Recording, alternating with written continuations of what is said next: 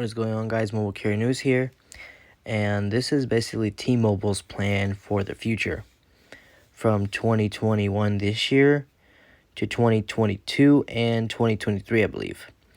So this is what their plan is. Let me flip my phone over.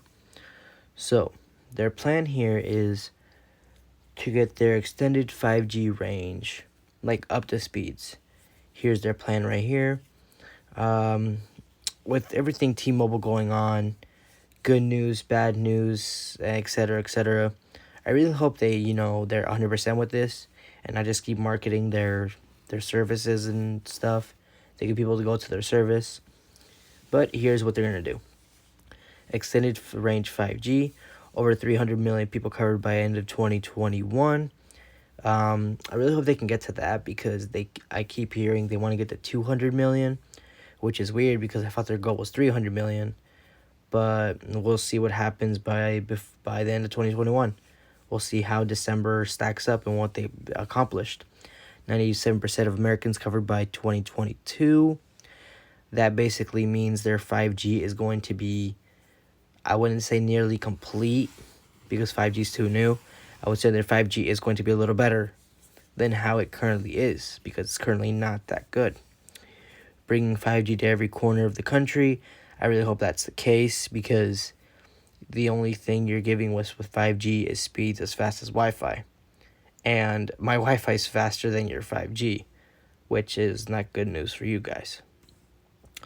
And now let's talk about their ultra capacity 5G, basically their mid and millimeter wave 5G.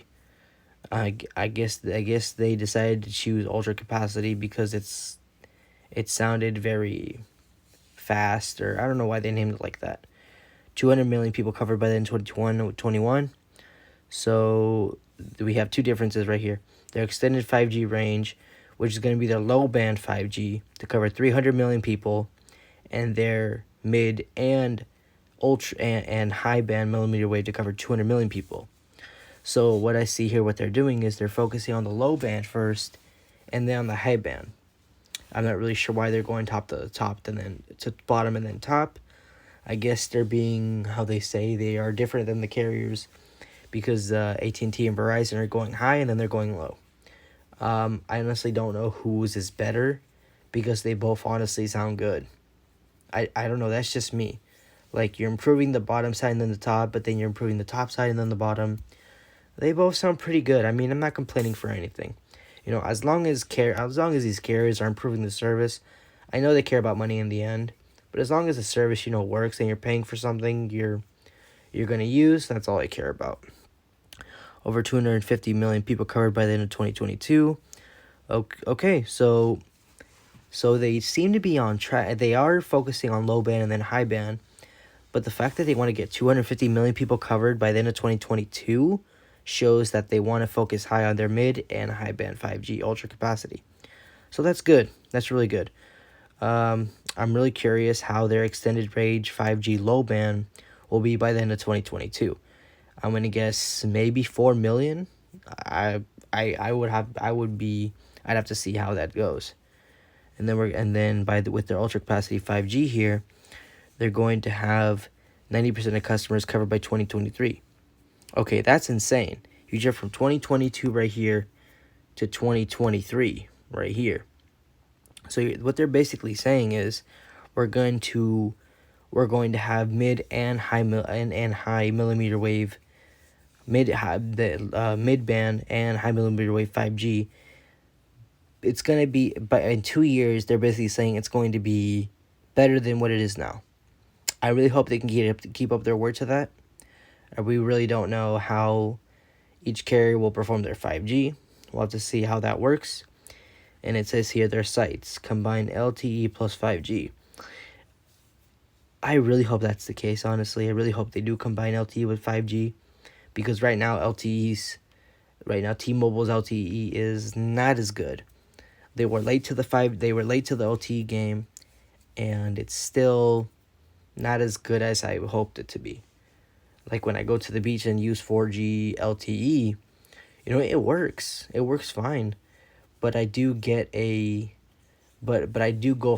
exercise down at the bottom at the beach, and I'm basically when I'm running to the beach, I am covered by mountains and high areas where houses are.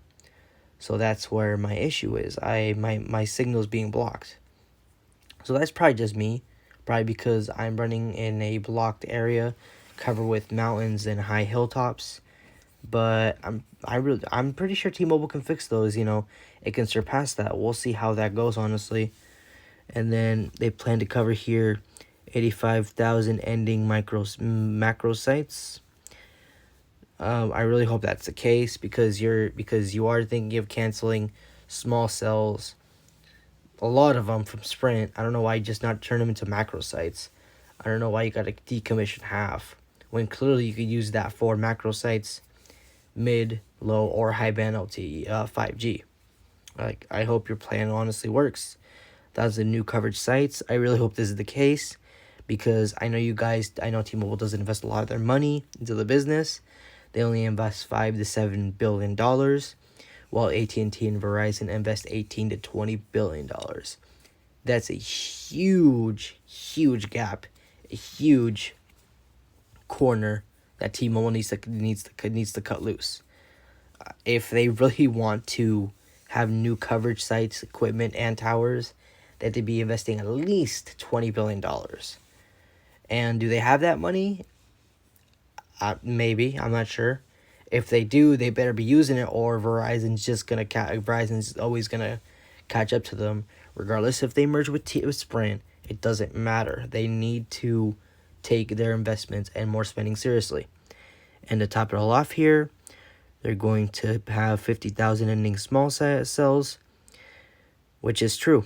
This is very true, but they're only going to use 13,000 or 12,000 of those, and the rest decommission, which doesn't make sense to me. Like, just use those for mid, high band, or low band 5G. I don't know why you're just gonna leave those alone. It doesn't make sense. In my opinion, use those remaining the towers. Don't decommission them. Just use them for other 5G like services. Like, if this plan seems legit, but I will honestly, how this plan is honestly in 2 years. I really hope this is all truthful, and I really hope they do improve their service. I know they have more towers and coverage, but I just hope they get more upgrades, start licensing more towers, and they get the ball rolling. Because I can just tell you right now, from my experience with AT&T and all the videos I've seen with Verizon's speed test and everything, they're getting the ball rolling, and T-Mobile is, they're trying to catch up. They really honestly are trying to catch up. From what I've heard, T-Mobile, on the short term, they are going to struggle a little bit, not that much, but in the long term, I do hear very positive news from them. So that I will believe. That's actually honestly good news. The long term, they will succeed with their 5G. I hope they do. We'll see what the coming future holds for them. This is their plan after all. And by that time, 2023, I'll probably be moved out in a different state, doing different speed tests in different states. And we'll see how they do, honestly. I hope they get everything they wished for, everything goes according to plan, and hopefully by that time I can do speed tests for all 3 carriers. So, best luck to T-Mobile. Hope they do good instead of just marketing and not doing much at all, and more investment, please, because $5 to $7 billion is nothing compared to $18 to $20 billion of investments for your 5G network. Alright guys, I hope you enjoyed this video. Like, comment, share, subscribe, and I'll see you on the next video.